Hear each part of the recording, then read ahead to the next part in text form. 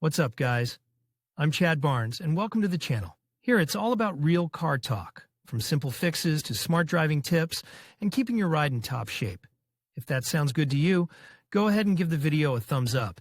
Hit that subscribe button, and make sure you watch all the way through. There's a lot of good stuff coming. Let's get to it. Braking system. The brakes on the Defender are disc brakes and quite effective. 4-piston AP Lockheed, now a Brembo brand, in the front, and 2-piston fixed bracket brakes in the rear. ABS is almost certainly on all cars from 1998, and after 2006 there is ESP. The discs are 300 mm in diameter, which is not very much, but they are thick and durable. They can be native even on 20-year-old cars. Too bad the calipers don't handle dirt and moisture very well. There are no pins, but the caliper pistons are sealed not with a traditional twist-on dust cover, but with Lockheed's proprietary O-ring cuff. Let's add here a decent stroke of pistons and their material. Steel is not the best quality. As a result, the design actively collects dirt on the piston lip, and corrosion of the lip quickly reaches the seal and causes the piston wedge. Since the design is the same front and rear, the problem exists on all axles. 4 or 5 years and the efficiency of the braking system of the car usually decreases, and the pads begin to wear faster. Such trouble is typical for all cars that drive on mud and on wet and salty streets of Russian cities. At the same time, this design is easy to sand and dust. It does not have an aging dust cover, which is loaded every braking. In southern countries, DEF brakes work perfectly well, so second-hand parts, say, from Emirates or South Africa, most likely, will not even require reassembly. In our northern countries, everything depends on maintenance. It is good if cylinders are cleaned and pistons are made of stainless steel or plastic. If the original steel ones are left, the problem will be cyclic, and at some point the cylinder mirror will be damaged. ABS is not super reliable. Failures do happen, especially in cars manufactured before 2002. But usually owners rarely remember about it. The main problems are with ABS ridges on hubs and sensors. Less often the control unit fails. Before '98 there were often cars without ABS, where a bypass valve is used to regulate the force on the rear axle, although there was a standard version without it.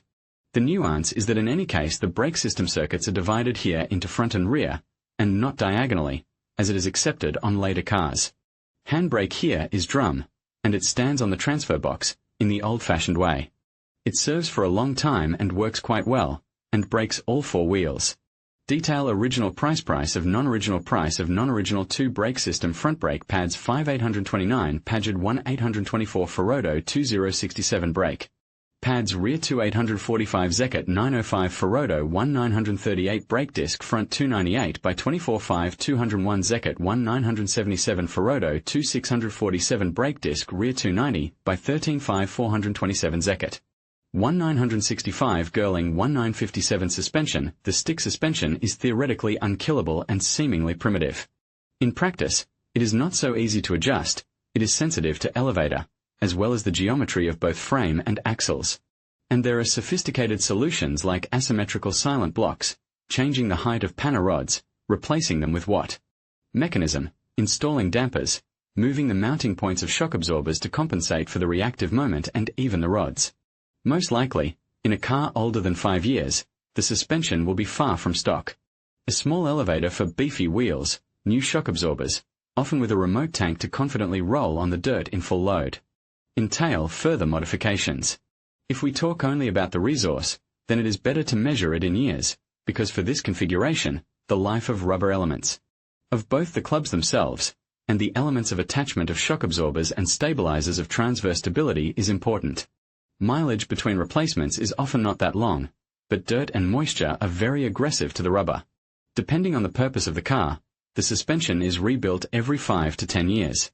It is difficult to break something if you don't get into accidents and don't jump on jumps, don't knock down stones with a move, and don't fly into the walls of ditches. A normal driver will not be able to bend a club. Rather, an old car will tear the stop off the frame or break the axle mounts. The most resource-sensitive elements are kingpin bearings, ball bearings in common parlance, although they are not, of the front suspension, hubs, and bumpers. After 100,000 runs, the chances of their replacement are very high, and the replacement of the upper bearing is not always successful. The condition of the hubs and bumpers are highly dependent on loads. Problems are often in substandard rubber and overloading of expedition vehicles.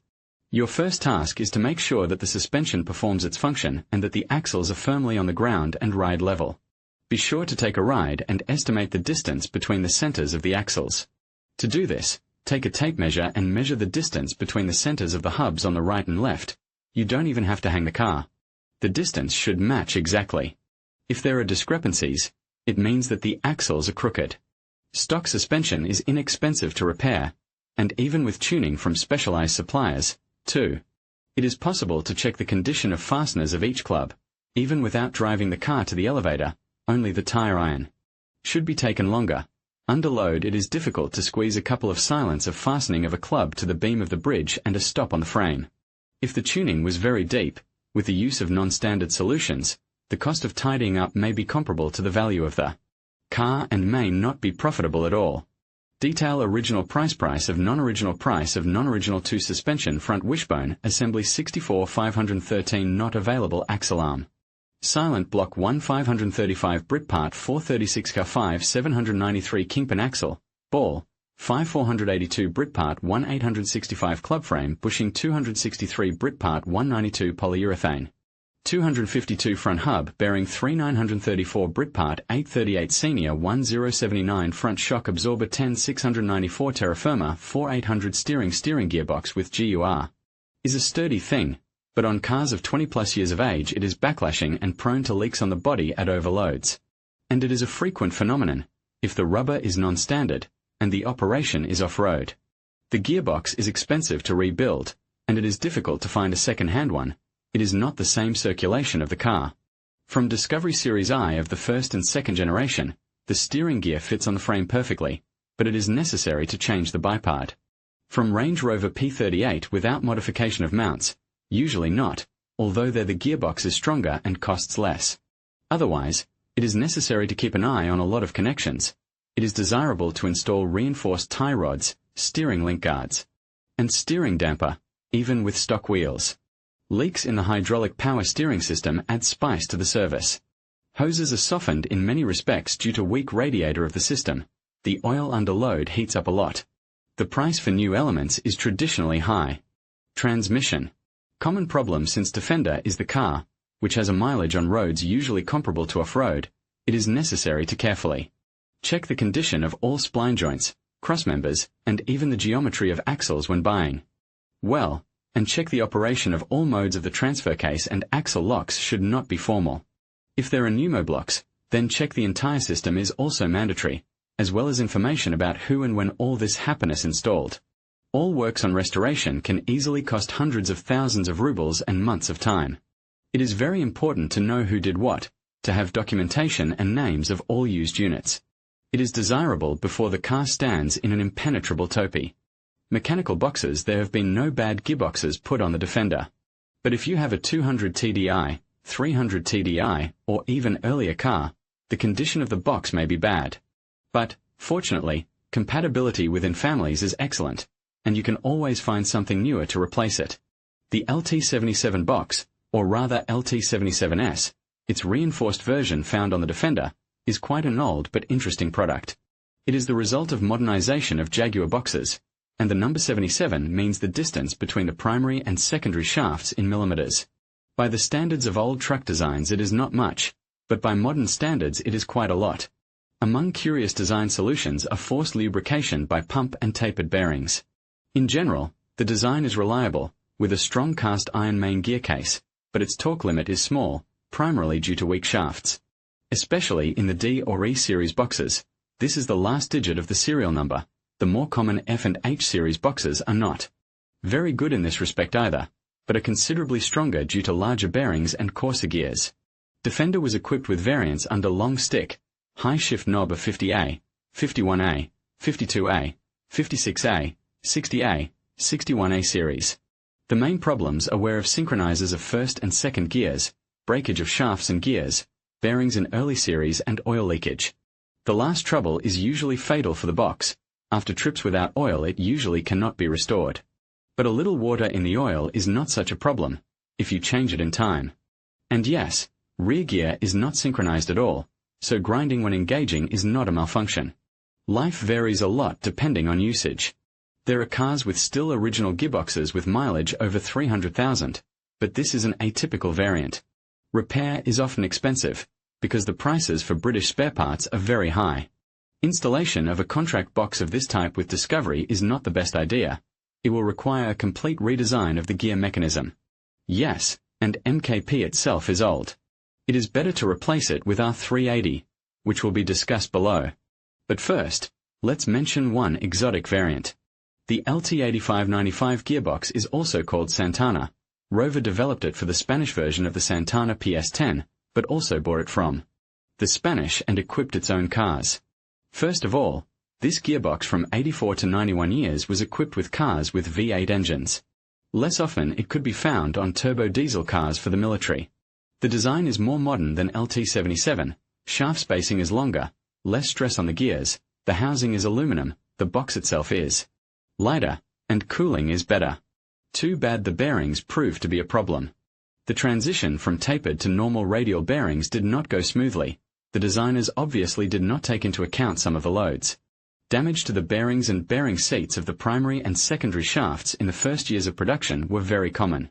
However, the problem was quickly enough eliminated. After 91, the cooperation of Spaniards with Land Rover ended. These boxes were not put on the cars of English assembly, but Spanish. And Italian clones of Defender were equipped with them until the beginning of 2000s. When installing modern quality bearings with good thrust characteristics, these transmissions are very reliable and much more durable than LT77S and even R380.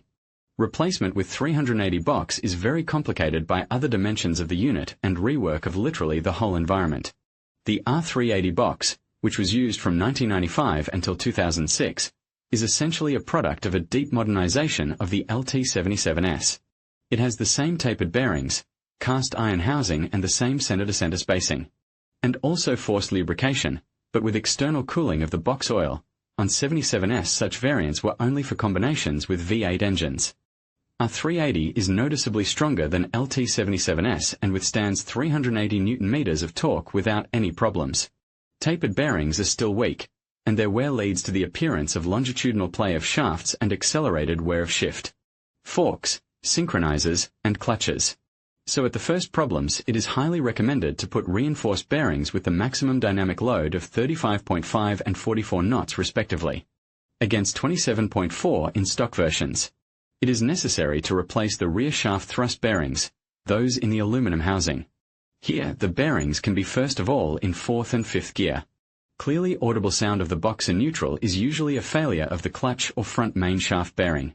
Not uncommon cases of scoring of the output shaft, clutch and synchronizer failures, especially as a result of prolonged operation.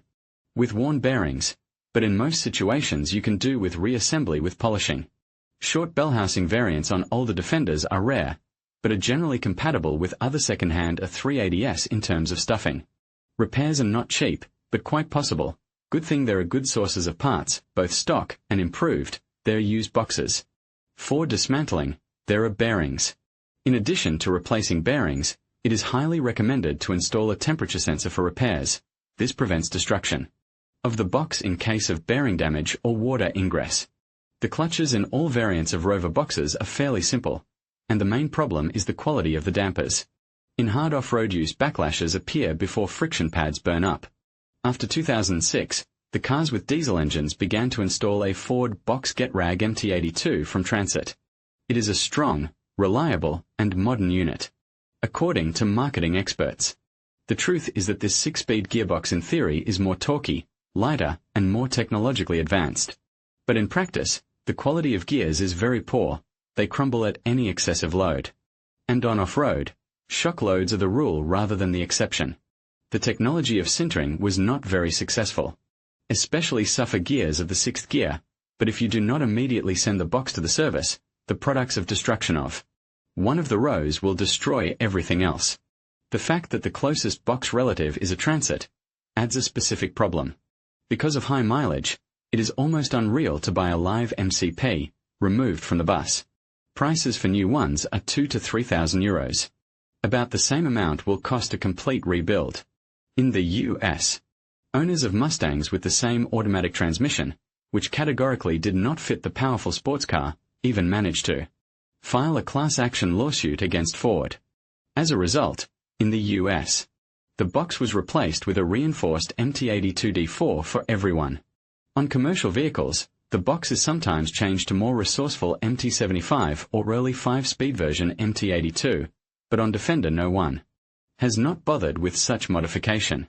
Automatic boxes cars with automatic transmission, to put it mildly, are not many. It is either well known on Discovery ZF4 HP22A, or 5-speed 5R55A, well known on Explorer. You can read about ZF in the review Discovery in general. It is a very reliable gearbox, but it is a pity that it has only 4 stages. And it is almost impossible to find a car with it. But you can put its version without electronics on any Rover diesel. Good kits are on sale. According to reviews, it goes not worse than mechanics. Ford Box 5R55A is a product of modernization of the good old A4LD, which was produced for a very long time, about 20 years, and part of the design is inherited from the even older 3-speed C3. The 55th box itself has been produced since 1997 and is generally considered reliable, especially in combination with a diesel engine too, for not the largest degree of forcing. There is a classic design of the hydroblock, but with electronic pressure control and locking, and a very simple mechanical part. With a torque up to 330 Nm, the box is conditionally eternal, if you do not race and do not overheat it. Typical problems on powerful gasoline engines with brake belts and planetary gears do not concern diesel Defender. Or simply such cars are too few for any problems to become known. Almost always the cause of breakdowns is water in the box and problems with wiring, selector, or control unit. Well or hard overheating at slipping in the mud. 4-wheel drive. The standard all-wheel drive is permanent, with LT230 or Borg-Warner gearbox. LT230 is not one unit, but a whole family, which was put in different variants on a lot of Land Rover cars. This is a very successful transfer case, among the main drawbacks of which are mainly oil leakage on the intermediate shaft, leaks, and low oil volume, as well as a relatively weak pin in the center differential. All problems have solutions, notably a reinforced HD cross pin, enlarged crankcase, better quality gaskets and bearings. But in most cases, the only thing to watch out for is water inside. When operating on dry pavement, this transfer case is conditionally eternal, although a little noisy. Sometimes there is more comfortable for the driver transfer case Borg-Warner. It is with a plate chain, with softer operation of differential, but it is much more complicated in design and therefore less reliable. It is not especially favorite on Defender, but it can be bought for pennies, as it was used in Range Rover P38A. Motors. Common problems you have to understand and forgive that on cars with a huge snorkel sticking up to the roof, when submerged in water. Up to the bumper floods all the electrics of the engine compartment. That water gets perfectly into not only the axles and boxes, but also into the engine. A whole bunch of potential problems can be related not to wear and tear, but to off-road use. There are, say, such original things as an alternator bracket bent by a log, or tadpoles in the fuel filter. Gasoline motors at Defender seem to be quite a lot, but it will not be possible to really find something except for diesels. At once it is necessary to forget about such exotics, as motors BMW M52B28 under a hood of cars from South Africa or in line 4s 2-3. To find a car with an old carburetor engine 2-5, probably, will not work either, in real-life slow defs with dynamics of a tractor. And consumption of 25 litres in the city do not survive. Well, and if you got it in your hands, it is worth to hand it over to the museum, and not to weld there anything. The motor itself, they say, is strong, although the power system and ignition are arranged very English and require some reformatting of the brain for maintenance. The block and cylinder head are almost the same as in the old diesels. So in the mechanical part the difference is only in the timing drive. The gasoline motor has a short double-row chain. Cars with V8 engines are a bit more practical in the sense that their simplicity of construction is at the level of ZMZ53 and thrust is the same. Besides, there are a lot of donors in the form of Discovery and Range of different years. Motors are not sinful, but, they say, old carbureted 3, 5, and 3, 9 were repaired on the knee, and later problems of 4, 0, and 4, 6 motors with failing liners practically do not concern them. But it's best to avoid Lucas injection systems on 90s cars. Even simple, single, but with system settings via resistor rating and no intelligible diagnostics. If you want more details, check out the stuff on Pegasus and on Discovery diesel engines. The bulk of the Defender rides on diesel. For a car that is slow in concept and high in weight, this is really the best choice. The Defender was equipped with quite a wide range of engines. First there were uninflated diesels, then variants with supercharged 19J series up to 200 TDI and 300 TDI, and the final chord were L series engines, TD5, 10P and 15P, already on a completely different block, with 5 cylinders and pump jets. After 2006, under the hood of the cars were registered diesel engines Puma series of Ford development with a volume of 2.4 and 2.2 litres. These are Ford's own engines, which by the time of their appearance on Land Rover were left only on commercial vehicles such as Transit. Very old diesels. There is no point in seriously considering the old 2.3 and 2.5 diesel engines without a supercharger. There is neither thrust nor power, the consumption is not small, and the design is only slightly simpler than that of later variants, due to the simplification of the fuel injector and intake. The maximum resource, according to the British owners of classic Land Rovers, is even less, 250 to 300,000 against 480,000 in 300 TDI. But, strange as it may seem, there are fans of atmospherics. Supercharged diesels 200 TDI and 300 TDI technically have a lot in common with the ancient ones. The same block, the same basic design, except that the crankshaft is different, and the cylinder head is not cast iron, but aluminum. But the following story concerns all old-school diesels. All motors of this series are cast iron solid block, 8-valve, bottom shaft, with a camshaft in the cylinder block, not in the cylinder head, with belt, or in the early version, with chain, drive in a closed casing, which is part of the front wall of the engine. The same belt also drives the fuel injector, and the belt casing is also its mounting bracket. Short tappets drive the valves through the rockers. And the push rods have a roller cap with a bronze insert instead of a bearing from below. More of the design features, a massive flywheel cover, because of which it is very difficult to remove it from the crankshaft, pressed into aluminum spigots for hoses, which are very fond of falling out, a separate vacuum pump driven from the camshaft, as well as a turbine with oil cooling and finned cartridge.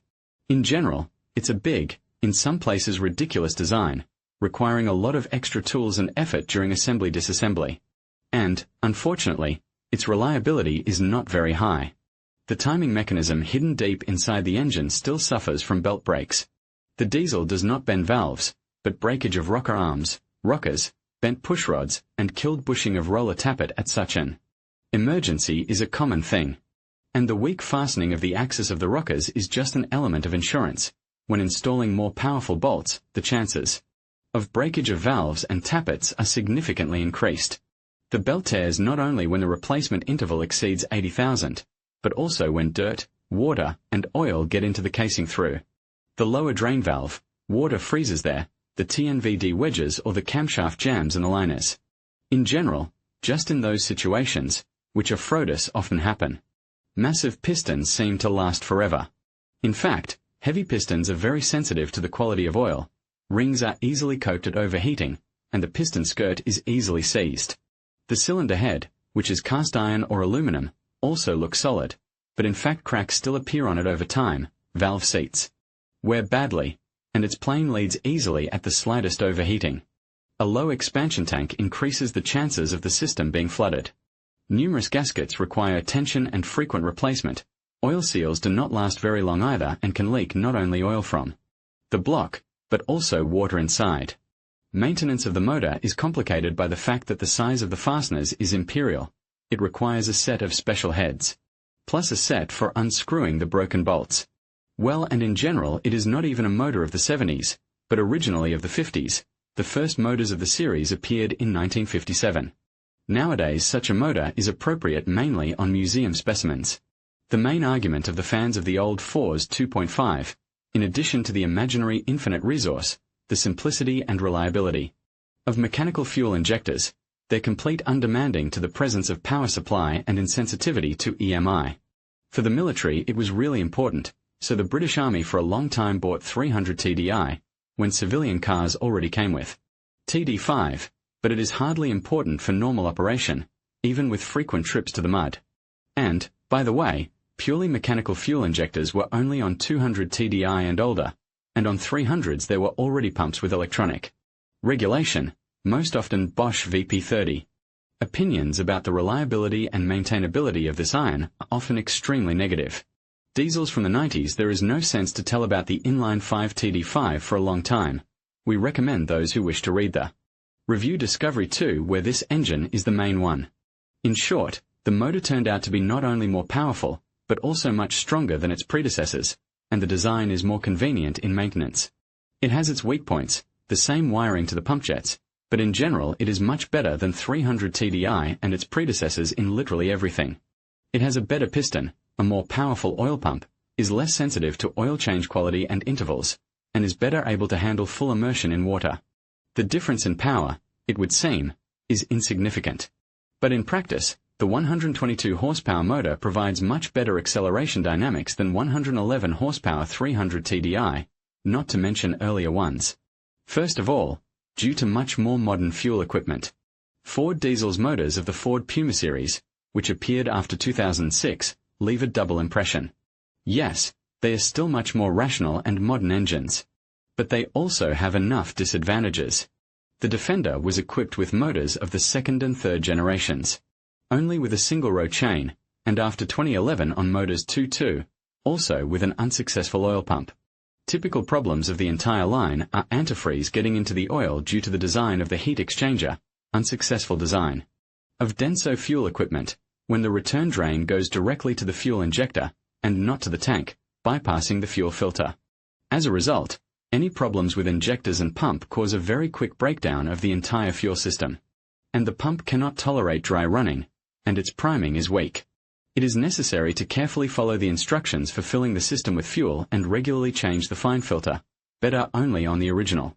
The design of the cylinder head with a solid plate of rockers is not very successful, especially since Ford does not supply rockers and rollers to them separately.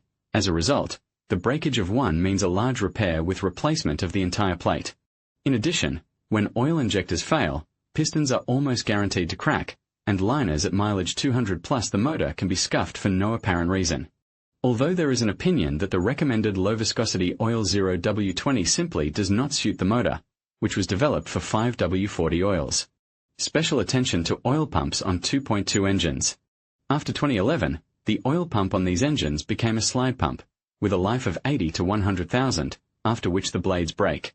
Often the time between the breakage of one blade and the complete failure of the pump is 1.5 minutes or 2 minutes. Well, and further the motor is simply sent for throwing away. The crankshaft in a knot, the block is punctured, the cylinder head box is torn off. There are lucky people, but you should not rely on luck. So it is better to replace the oil pump in advance, not to look for adventures on your head, or not your head. It is fully compatible with the earlier one in all installation dimensions and drive. The resource of the timing chain is about 200,000, which is not bad at present times. True, up to 2006 the chain was double row and almost eternal, but such motors were not put on DEFs, and the reverse modification is too voluminous. And at mileage of 150 plus it would be better to replace the tensioner in advance. It is prone to slippage at cold start. You can get a knocked out axis of rocker arms, backed camshafts, and even a cracked piston. Otherwise, the diesel is not bad, attractive, economical, relatively quiet, not stinking of diesel, easy to start in any frost, with a simple Mitsubishi TD03 turbine and a good reserve on forcing. But if it seriously breaks down, second-hand options in good condition are expensive. Detail original price of non-original 2-engine radiator 2, 4A2, 2 Puma 23 994 average, 7 254 Valeo 14 750 engine. Assembly remanufactured 638 527 not available rocker plate 2, 4 Puma 49 476 ENA 19 417 FAI 23 810 timing chain 2, 410 195 swag 6 539.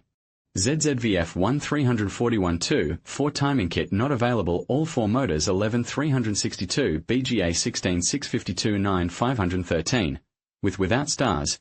Chain tensioner 3 111 Febi 4 757. Quattrofreni 1484 oil pump 2, 410 576 Rouet 1 911 Pierberg 6 278 vacuum pump 2, 436 113 Britpart 7 871 Pierberg 14 562 to take or not to take. The conclusions are not going to be unequivocal.